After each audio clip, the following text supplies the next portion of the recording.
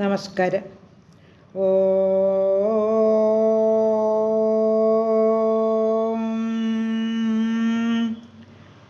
ഓം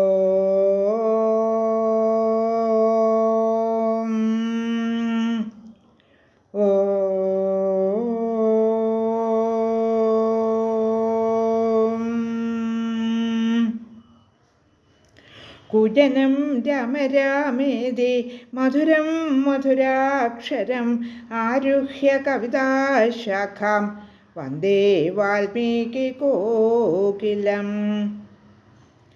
രാമായ രാമഭദ്രായ രാമചന്ദ്രായ വേധസേ രഘുനാഥായ നാഥായ സീതായ പതയേ നമഃ. മനോജവം മാരുതതുല്യവേഗം ജിതേന്ദ്രിയം ബുദ്ധിമതാം വരിഷ്ഠം വാതാത്മജം വാനരയൂഥമുഖ്യം ശ്രീരാമദൂതം ശരണം പ്രപദ്യേ. ശ്രീമദ് വാൽമീകി രാമായണം ആരണ്യകാണ്ഡം 37 ശ്ലോകങ്ങൾ പാരായണം ചെയ്തിരുന്നു. 13-ാം സർഗത്തിൽ അഗസ്ത്യ മഹർഷി ഇപ്പോൾ താമസിക്കുന്ന പ്രദേശം കുറേ കാലം മനുഷ്യവാസയോഗ്യം അല്ലാതായി കിടന്നിരുന്നു. അവിടെ വൃക്ഷലതാദികളും സസ്യങ്ങളും മനുഷ്യരും ഒന്നും ഇല്ലായിരുന്നു. ആ പ്രദേശത്തെ എങ്ങനെയാണ് വാസയോഗ്യമാക്കി തീർത്തതെന്ന് ശ്രീരാമൻ ചോദിക്കുന്നു. അപ്പോൾ അതിനുത്തരം മഹർഷി പറഞ്ഞു കേൾപ്പിക്കുന്നു.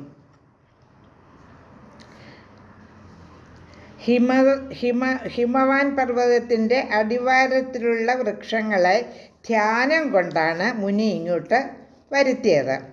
അതുപോലെ തന്നെ താമരപ്പൂക്കളോട് കൂടിയ നദികൾ ഇവിടെ അദ്ദേഹം ധ്യാനത്തിലൂടെ ഒഴുകുമാറാക്കി.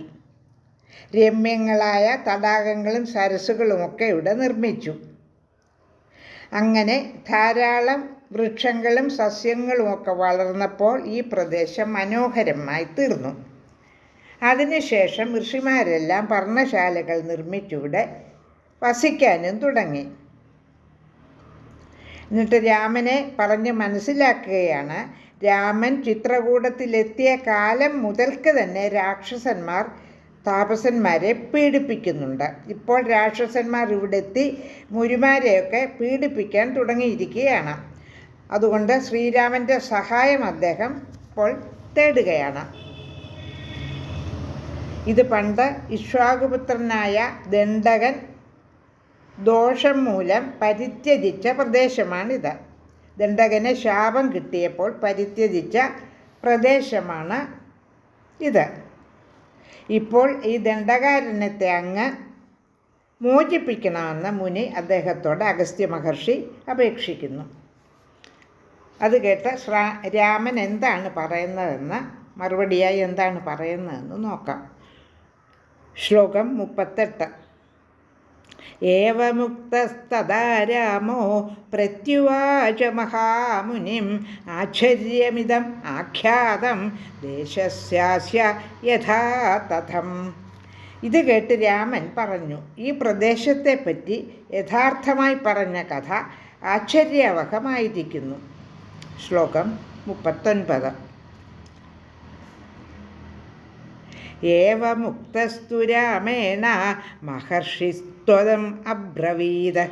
39-ാമത്തെ ഒരു ശ്ലോകത്തിൻ്റെ അർത്ഥം, ഇങ്ങനെ രാമൻ പറഞ്ഞപ്പോൾ മഹർഷി പ്രതിവചിച്ചു. ശ്ലോകം 40. രാമപ്രീതോസ്മി ഭദ്രം തേ പരിതുഷ്ടോസ്മി ലക്ഷ്മണ അഭിവാദയിതും യന്മാം പ്രാപ്തൗസ്ത സഹസീതയാ. രാമ, ഞാൻ പ്രീതനായിരിക്കുന്നു. ലക്ഷ്മണ, ഞാൻ സന്തുഷ്ടനാണ്. സീതയോടുകൂടി നിങ്ങൾ രണ്ടുപേരും എന്നെ കണ്ട് വന്ദിക്കാൻ എത്തിയല്ലോ.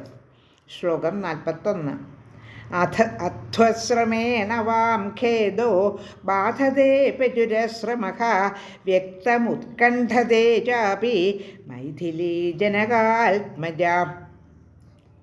വഴിയാത്ര കൊണ്ട് നിങ്ങൾ ക്ഷീണിച്ചിരിക്കും. ജനകാത്മജയായ മൈഥിലിയും വിശ്രമിക്കാൻ ആഗ്രഹിക്കുന്നുണ്ടാവും. ശ്ലോകം 42. യേഷാ ഹി സുകുമാരീ ച ദുഃഖൈച്ഛന വിമാനിത പ്രാജ്യദോഷം വനം പ്രാപ്ത ഭർതൃസ്നേഹപ്രചോദിത. 42-ാമത്തെ ശ്ലോകത്തിൻ്റെ അർത്ഥം: ദുഃഖങ്ങൾ സഹിക്കേണ്ടി വന്നിട്ടില്ലാത്ത ഈ സുകുമാരി ഭർതൃസ്നേഹപ്രചോദിതയായി ഏറെ കഷ്ടപ്പാടുകളുള്ള വനത്തിൽ വസിക്കാൻ കൂടെ പോന്നല്ലോ. ശ്ലോകം 43. യഥൈശ്വരമതേ രാമ ഇഹ സീതാ തഥാ കുരുഃ ദുഷ്കരം കൃതവത്യേഷ വനേ ത്വാമനുഗച്ഛതി. കാട്ടിലേക്ക് ഭവാനെ അനുഗമിച്ച സീത ദുഷ്കരമായ കർമ്മമാണ് ചെയ്യുന്നത്. ഇവിടെ സീതയ്ക്ക് സുഖമായി കഴിയാൻ വേണ്ടതെല്ലാം ചെയ്യുക. ശ്ലോകം 44. യേഷാ ഹി പ്രകൃതി സ്ത്രീണാം ആസൃഷ്ടേ രഘുനന്ദന. യേഷാ ഹി പ്രകൃതി സ്ത്രീണാമാസൃഷ്ടേ രഘുനന്ദന. സമസ്തം അനുരജ്യന്തേ വിഷമസ്തം ത്യജന്തി ച.